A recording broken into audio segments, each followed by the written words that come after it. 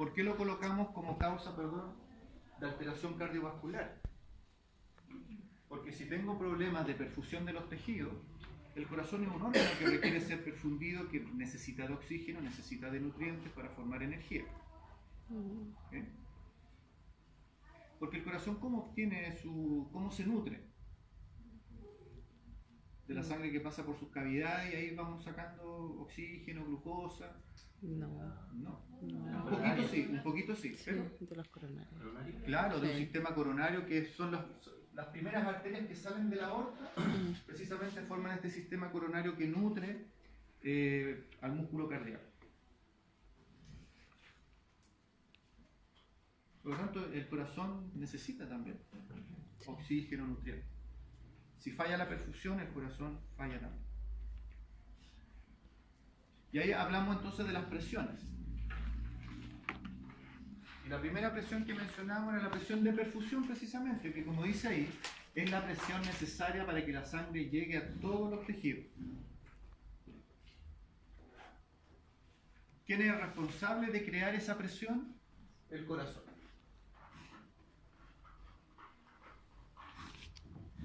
Esa idea es la principal que tienen que recordar. La presión de perfusión es la fuerza que da el corazón para que la sangre llegue a todos los tejidos. Y una vez que la sangre llega a los tejidos, entra a tallar otra presión, que es la presión de difusión. Porque puede llegar una sangre completamente oxigenada a los tejidos, ¿sí? Pero ¿qué es lo que hace que el oxígeno entre a los tejidos? ¿Qué es lo que hace que el CO2 sea eliminado de los tejidos? ¿Qué es lo que hace que la glucosa entre a los tejidos? ¿Qué es lo que hace que los desechos metabólicos salgan a circulación? Porque la presión de perfusión no permite esto. La presión de perfusión permite que la sangre llegue al capilar. De ahí en adelante lo que entra a pesar es la gradiente de concentración. Es decir, ¿por qué el oxígeno pasa de la sangre a los tejidos? Porque en el tejido hay menos oxígeno que en la sangre. Y por lo tanto, por gradiente de concentración, transporte pasivo, el oxígeno se escapa. De hecho, ni siquiera es que el oxígeno quiera entrar a los tejidos. No le queda otra porque hay menos oxígeno y por lo tanto tiene que equilibrar las presiones. ¿Por qué la glucosa entra a las células? Porque la célula dentro de su metabolismo está encargado de gastar glucosa produciendo energía. Siempre va a haber menos glucosa dentro de la célula que fuera, así que la glucosa tiende a salir.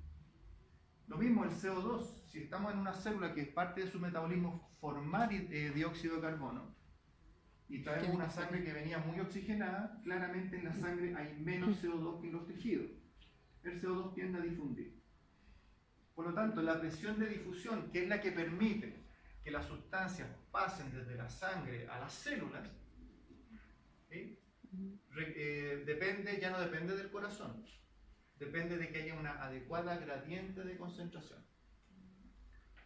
Pero para que esta difusión ocurra, algo clave, que lo mencionábamos hace un rato, es que la velocidad del flujo de la sangre a este nivel sea muy lento, lo más lento posible, para que haya suficiente tiempo para que este intercambio, que es totalmente pasivo, ocurra de manera eficiente. Si la sangre pasara muy rápido, no alcanza. Aunque haya gradiente de concentración, no hay tiempo para este intercambio. La presión de difusión, entonces, para redondear la idea, depende de una adecuada gradiente de concentración y de una velocidad de flujo que permita, difusión lenta, que permita el intercambio.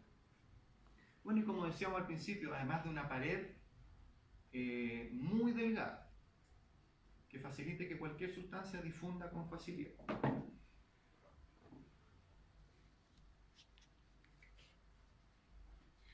Y por último, la resistencia periférica total.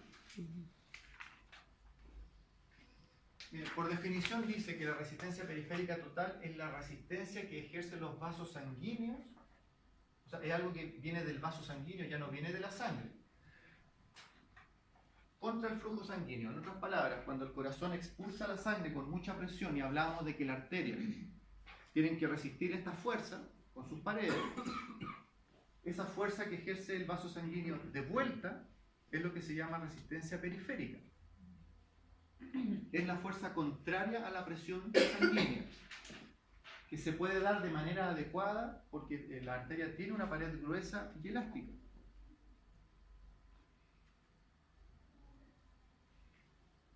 Obviamente, la presión de la sangre contra la pared, aunque el vaso sanguíneo puede devolver esa fuerza y devolver esa fuerza permite que la presión se mantenga, genera en cada una de estas, a medida que va avanzando el flujo sanguíneo, el roce de la sangre contra las paredes va generando que la velocidad vaya disminuyendo muy gradualmente y que por lo tanto la presión también se vaya perdiendo. Por lo tanto, la resistencia periférica total está afectada principalmente por tres factores. El calibre del vaso sanguíneo, ¿sí? Porque como hablábamos recién, si tengo un contenido muy bajo en relación al continente y la presión que ejerce contra la pared del vaso sanguíneo muy baja, la resistencia también va a ser baja. Depende de la longitud del vaso sanguíneo. Y un punto importante de la viscosidad de la sangre, dice acá. Entonces ahí yo les pregunto, ¿de qué depende la viscosidad de la sangre? ¿De acuerdo? No olvidemos eso, la viscosidad de la sangre depende de la concentración de glóbulos rojos de un individuo. ¿Solo de los glóbulos rojos? La viscosidad, sí, porque son las células más abundantes en circulación. Como hablábamos en el laboratorio, son millones de glóbulos rojos por microlitro de sangre. Por eso la sangre es roja finalmente, gracias a los glóbulos rojos.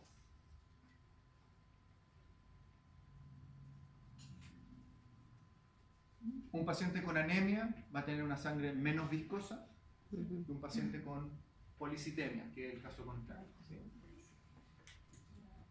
Y finalmente, lo que decíamos al principio, la resistencia periférica tiene una relación inversa al flujo. Mientras más avanza el flujo, mayor resistencia. Y por lo tanto va disminuyendo la velocidad, va deteniendo el flujo sanguíneo. Por lo tanto, si lo vemos desde el punto de vista contenido-continente, las dos primeras presiones son dadas por el contenido, hacia las paredes del vaso sanguíneo.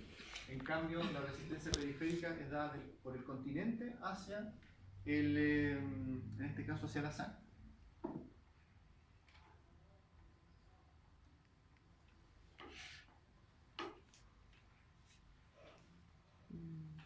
Cuando nosotros nos medimos la presión sanguínea, y en realidad lo que nos estamos midiendo es la presión arterial,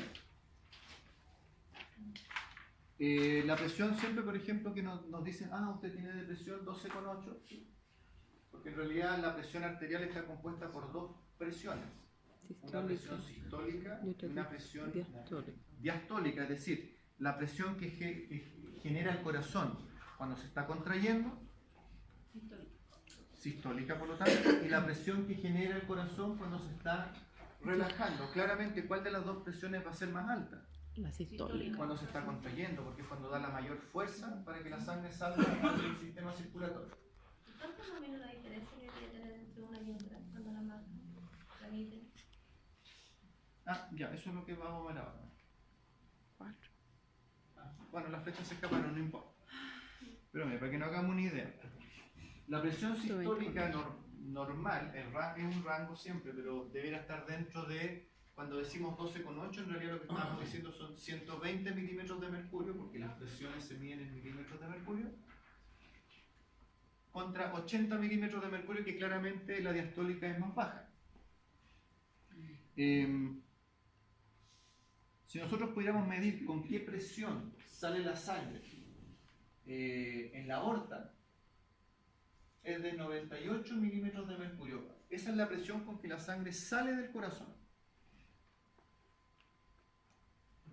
Pero si pudiéramos medir la presión de la sangre cuando ya hemos dado toda la vuelta por la circulación sistémica, es decir, medir la presión en la vena cava, la presión es de apenas 3 milímetros de mercurio, es decir, la sangre llega con el vuelito, ¿no? Afortunadamente con ese vuelito alcanza a entrar al corazón derecho y la contracción cardíaca nuevamente le da presión para que pueda seguir circulando. Entonces, en ese sentido, la presión de perfusión la presión necesaria para que la sangre llegue a todos los tejidos, en la circulación mayor o sistémica, es de 95 milímetros de mercurio, porque es la inicial menos con la que terminamos, 98 menos 3. ¿Sí? Presión de perfusión. Recordemos lo primero que decíamos, ¿cuál es la función del sistema circulatorio mayor o sistémico? Llevar la sangre a todo el cuerpo. Perfundir a todos los tejidos, ¿sí? Por lo tanto, de ahí viene el concepto. Porque si comparamos lo siguiente, pudiéramos tomar la presión sanguínea en la arteria pulmonar, es decir, colocamos un medidor precisamente en la arteria pulmonar, cuando la sangre está saliendo del corazón para irse a los pulmones. La presión es baja también, 13 milímetros de mercurio. Pero si pudiéramos medir la presión cuando la sangre ya viene de vuelta de los pulmones y va a entrar al corazón, la presión es de 5 milímetros de mercurio. Claramente la presión en el sistema circulatorio menor o cardiopulmonar, la fuerza con la que circula la sangre es mucho más baja. Porque el circuito es muy pequeño, no necesita una gran presión para que la sangre llegue del corazón a los pulmones. Y por lo tanto es un sistema de baja presión. Y si nosotros calculáramos la presión de perfusión, es de 8 milímetros, 13 menos 5. Aquí se nota la diferencia entonces, por eso hablamos de que el sistema circulatorio sistémico o mayor es un sistema de alta presión sanguínea. ¿Sí? Claramente necesito mucha fuerza para perfundir todo un organismo. Tiene que ser una alta presión. En cambio, para hacer que la sangre llegue del corazón a los pulmones necesito una baja presión. ¿Sí? Y por lo tanto es un sistema de baja resistencia, como se refiere a la resistencia periférica. Mientras más fuerza yo ejerzo contra un vaso sanguíneo, mayor resistencia va a ejercer. Por lo tanto, a mayor presión, mayor resistencia.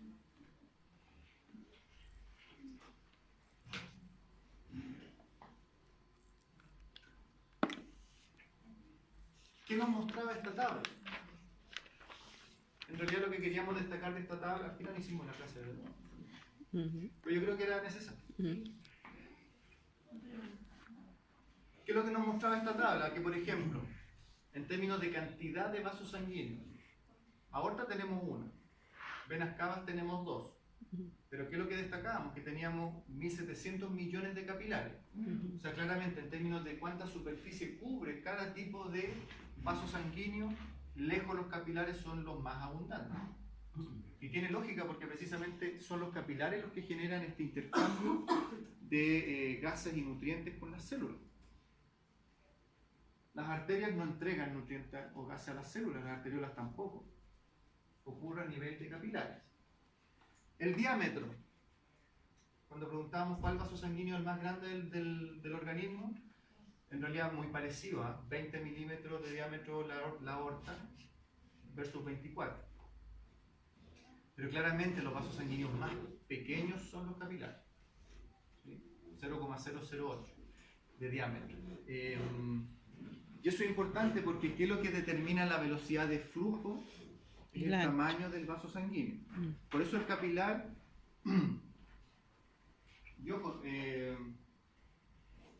no confundir presión con velocidad. Porque la presión en los capilares se mantiene, pero la velocidad de flujo es menor. ¿Sí? Como dice acá, velocidad de flujo. La mayor velocidad va a estar, por supuesto, en la aorta, la sangre que recién viene saliendo del corazón. Entonces uno debe decir, bueno, pero si hay relación entre la presión y la velocidad, significa que la menor velocidad, ¿dónde va a estar? En la vena cava, entonces. ¿Sí? Como veíamos al principio, la presión más baja está en la vena cava, sin embargo la velocidad de flujo no es la más baja en la vena cava. Si se fijan, va disminuyendo hacia los capilares, sin embargo una vez que sale de los capilares la velocidad vuelve a aumentar, porque la velocidad no depende de la presión sanguínea, sino que depende del calibre del vaso sanguíneo. ¿Okay? ¿Se fijan? Va disminuyendo y después saliendo de los capilares vuelve a aumentar. Por supuesto, no vuelve a aumentar a los mismos niveles del sistema arterial. ¿Sí? Porque la presión claramente tiene cierto efecto, pero no es el factor determinante. Principalmente eso es... bueno, Área de cobertura. 3 centímetros cúbicos tiene la aorta, 830 centímetros cúbicos los capilares.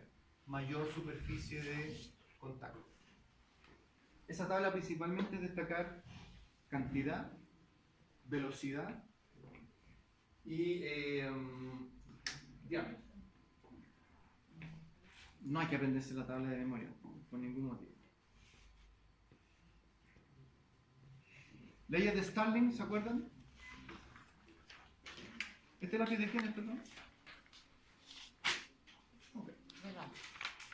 Sí, mío. Las leyes de Starling.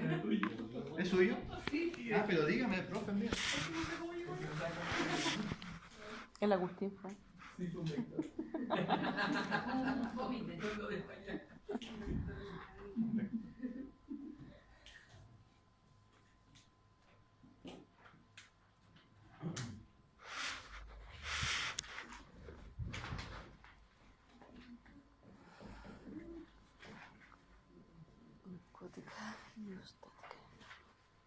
Esto, la ley de Starling de lo que habla es que para que se mantenga un volumen sanguíneo constante, hay dos presiones que están constantemente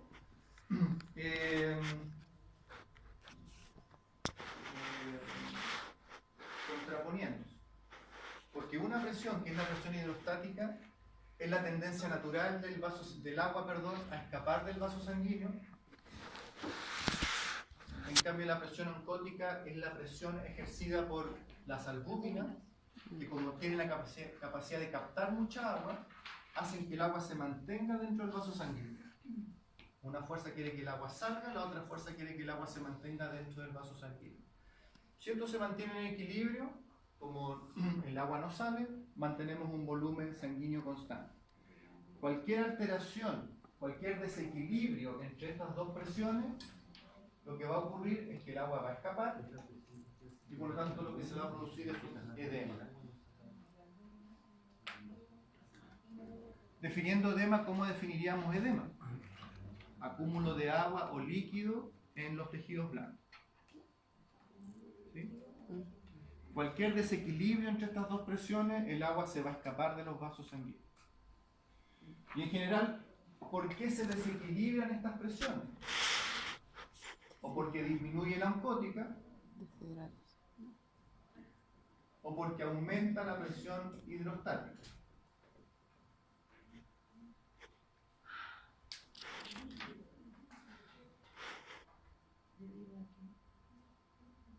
¿Por qué podría disminuir la presión oncótica? Ya que la presión oncótica depende de las albúminas, para que la presión hidrostática se pierda o empiece a bajar, es porque algo pasa con la concentración de albúminas de la sangre.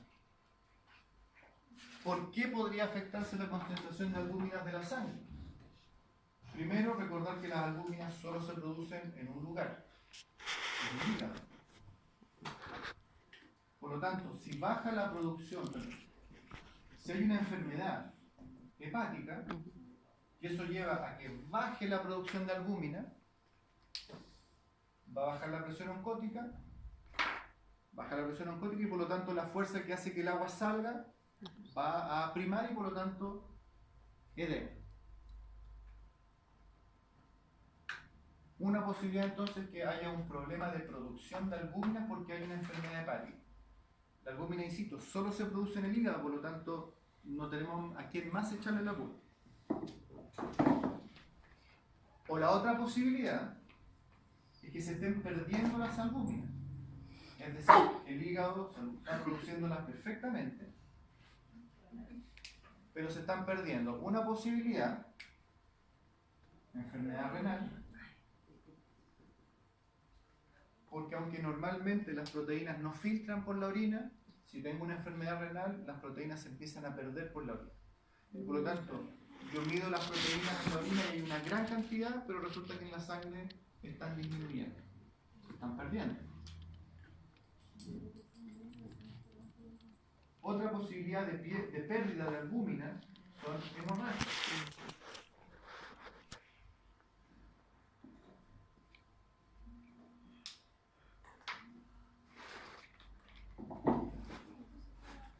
Y una tercera posibilidad son las enfermedades gastrointestinales.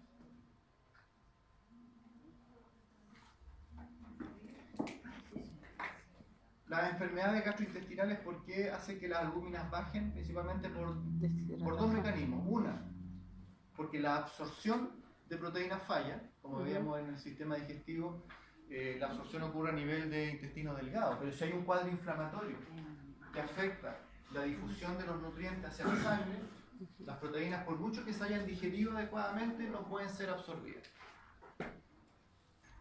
Bajan las proteínas en la sangre, bajan las albúminas, baja mi presión oncótica y el agua se escapa de los vasos sanguíneos. Y la otra posibilidad es que haya una enfermedad gastrointestinal, que solo le vamos a dar el nombre, no vamos a entrar en detalle, porque en realidad, miren, las enfermedades intestinales se clasifican en dos grupos. Están las enfermedades entéricas, perdedoras de proteínas,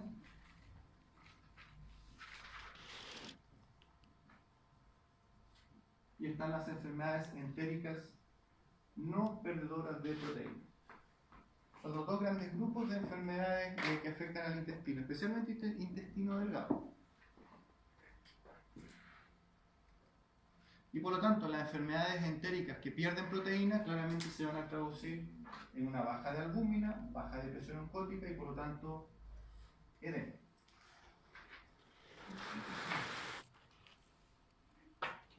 Pero quedémonos con esto, ¿vale? No entremos en esto. En resumen, la presión oncótica, la presión oncótica, o hay problemas en el hígado que no se producen o se están perdiendo. Lleguemos hasta ahí. ¿Sí? En cambio, la presión hidrostática, para que la ley de Stalin haya un equilibrio, hay un aumento de la presión hidrostática, es decir, las albúminas están normales, está todo perfecto. Pero por alguna razón la presión hidrostática comienza a elevarse. Y eso ocurre por congestión sanguínea.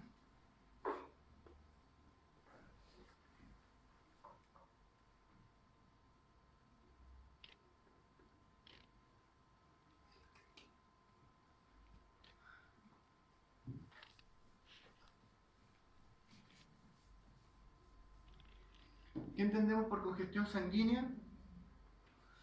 Es cuando se afecta el retorno venoso. En simple. Disminuye el retorno venoso.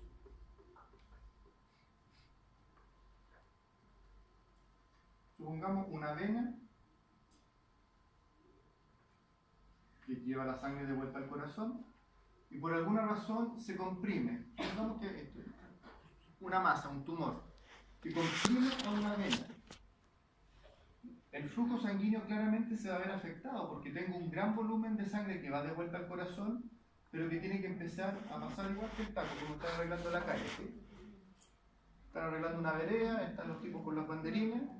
¿Qué se genera con los autos? Congestión. El problema en este caso es que la sangre que viene atrás no espera. Y por lo tanto, la presión empieza a aumentar porque viene más sangre, la cantidad de agua comienza a presionar los vasos sanguíneos y por lo tanto, al haber congestión, la presión hidrostática lentamente comienza a elevarse. Mis albúminas siguen estando normales, pero está siendo superada por la presión hidrostática. Consecuencia, el agua empieza a salir.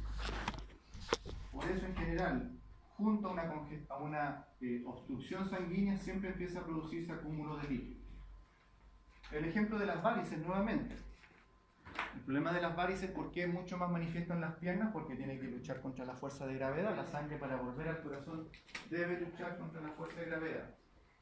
El que sufre varices no solamente tiene la dilatación de los vasos sanguíneos, porque la sangre le cuesta volver, sino que ¿qué es lo que aparece de la mano? Hinchazón. Piernas hinchadas, edema.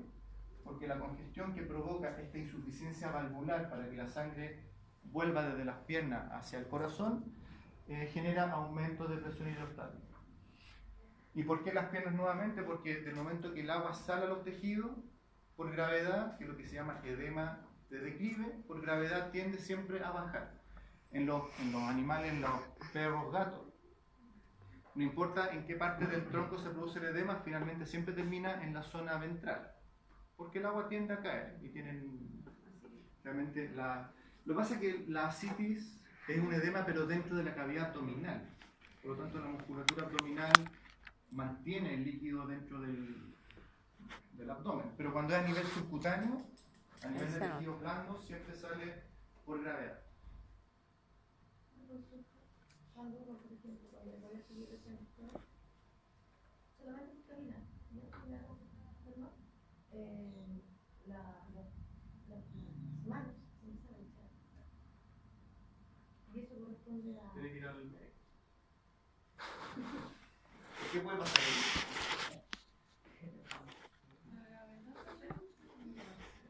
La citis, ¿por qué se produce? O sea, perdón, pero una pregunta. No, pero hablando en serio. Ya. ¿Por qué la hinchazón de piernas y manos, por ejemplo, siempre le dice... Es que siempre son mis manos, son me llaman la atención. Son solo sus manos. Son de codo las manos. Por el calor. Pero... No, porque yo me hidrato, hago ejercicio regularmente. Ahora, usted lo asocia a salir a caminar por mucho Me rato. pasa cuando es... Si está en reposo no le pasa. Tiene que ir al médico. No, es que... Claro, Había escuchado que cuando uno camina, por ejemplo, mucho rato y con los brazos abajo, es porque se le da como que se... por gravedad, pero empiezan O sea, la punta de los dedos, como que siente más presión en la punta de los dedos. Se me dice que antes y pasa la punta de los dedos y se pasa. ya, o sea, si esa hinchazón rápidamente se pasa levantando el brazo, es porque hay una insuficiencia valvular, algo está afectando el retorno venoso de esos vasos sanguíneos. Es decir, porque usted elimina el factor fuerza de gravedad. Entonces, tiene que ir al vascular, sí, al especialista vascular. O no ir al cerro, como dice su compañero. No, voy a hacer adelante la mano. Voy al cerro con la mano. Alzar las manos. Y el descuento se ve. La ascitis es un edema, acúmulo de líquido, pero solo en la cavidad abdominal. Algo pasa con las leyes de Starling, que o disminuye la presión oncótica o aumenta la presión hidrostática, pero en vasos sanguíneos que están en la cavidad abdominal. Porque recuerde que ocurra congestión en una zona, el agua sale en esa zona. Es un fenómeno físico. No porque haya congestión en un vaso sanguíneo del tórax se me van a hinchar las piernas. Por eso lo que usted me menciona es como... habría que como darle muchas más vueltas.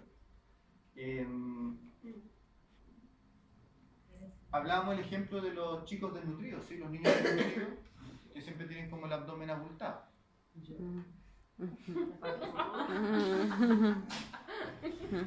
Precisamente la desnutrición lleva a una baja cantidad de proteínas plasmáticas, baja cantidad de albúmina y por lo tanto las leyes de Starling se desequilibran y por lo tanto sale líquido a la cavidad abdominal.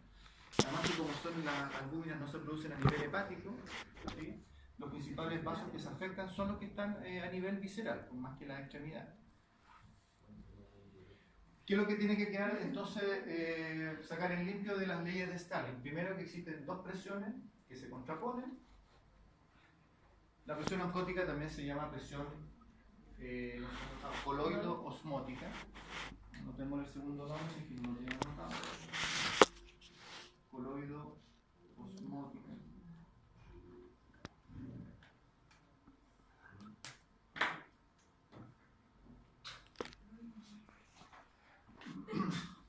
Y este nombre hace entender por qué cuando un individuo tiene una baja presión sanguínea o está muy deshidratado, nosotros lo que primero debiéramos hacer para recuperar esa presión es la administración de coloides, ¿sí? Que son proteínas, albúminas directamente a la vena. Y si eso yo lo sumo además a la administración de cristaloides, es decir, agua y electrolitos, le estoy dando proteínas que están listas para que el agua que entre la capte, ¿cierto? Podemos colocar ambas cosas al mismo tiempo. Y ahí ustedes aseguran una recuperación de la presión del volumen rápida. ¿Y por qué el volumen debo mantenerlo constante? Para que haya una adecuada presión de perfusión. Realmente todo apunta a eso, apunta a lo mismo.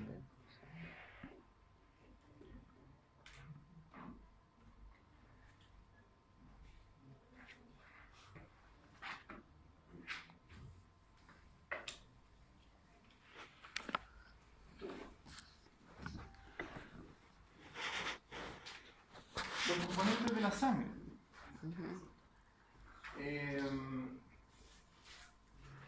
La sangre está formada por una parte celular, una parte líquida. La parte líquida, llamado plasma o suero, principalmente donde se encuentran disueltas todos los nutrientes, los gases, las proteínas, las hormonas, los electrolitos. Plasma, ¿sí? Plasma. Una duda del tema anterior. Usted habló de la disminución solamente de la albúmina, pero ¿qué pasa cuando hay mayor producción de albúmina? Ya, eso no existe. No, porque de hecho, lo van a ver después en el laboratorio clínico. Nunca van a ver un paciente con aumento de albúminas en la sangre. ¿Por qué? Porque las albúminas que las produce el hígado, la maquinaria metabólica del hepatocito está programada para producir cierta concentración de albúmina. Nunca va a poder producir más que eso. Es decir, la hiperalbuminemia en realidad no se presenta, no existe. Sin embargo, pueden encontrar perfiles bioquímicos en que las albúminas se vean aumentadas. Pero inmediatamente lo que ustedes deben saber es que se ve una hiperalbuminemia, pero en realidad no hay, no existe, no es real.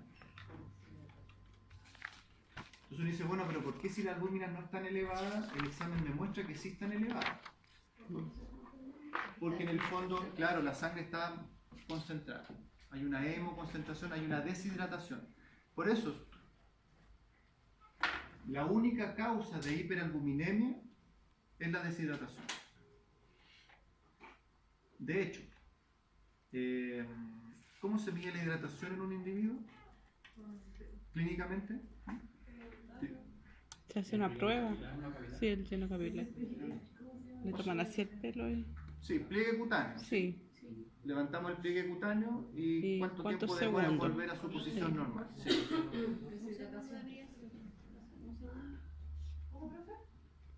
¿La prueba del pliegue cutáneo? Sí, que cuando el individuo está deshidratado demora más tiempo de lo normal en volver a su posición. Sí. Sin embargo, esa prueba solo funciona o solo genera un resultado evidente cuando la deshidratación es de al menos un 5%. Deshidrataciones más bajas que eso, el pliegue cutáneo vuelve a la normalidad sin ningún problema. Por lo tanto, la pregunta es cómo nosotros nos damos cuenta en un paciente que está deshidratado cuando es menor al 5%. Porque clínicamente no se nota. El tiempo de higiene capilar es normal también. El tiempo de higiene capilar, ¿qué mide? ¿Qué evalúa? Sí. Pero ahora que ya sabemos el concepto, mide la presión de perfusión. Me aseguro de que está llegando sangre a todos los tejidos del organismo. Porque si yo dejo de presionar y rápidamente vuelve a un color rosado normal, es porque el corazón está enviando suficiente presión para que los tejidos se perfundan. Entonces, si es menor a un 5%, la única manera de detectar eso es mediante exámenes de sangre. Y el principal signo de deshidrataciones menores al 5% es precisamente el aumento de las proteínas plasmáticas. Aumento de albúmina especialmente. Y bueno, y también el aumento de los glóbulos rojos. Los glóbulos rojos también aumentan por deshidratación, pero es un aumento falso. No es que estén aumentados, lo que pasa es que la sangre está muy concentrada. Ustedes hidratan a ese paciente, le toman el examen en la tarde y ya está todo en rango normal. En cambio, los elementos figurados ya ustedes los conocen. Glóbulos rojos, principal función, transporte de gases. Glóbulos blancos, principal función, defensa, ¿sí? A distintos niveles, porque los neutrófilos son como son células fagocíticas pero son inespecíficas.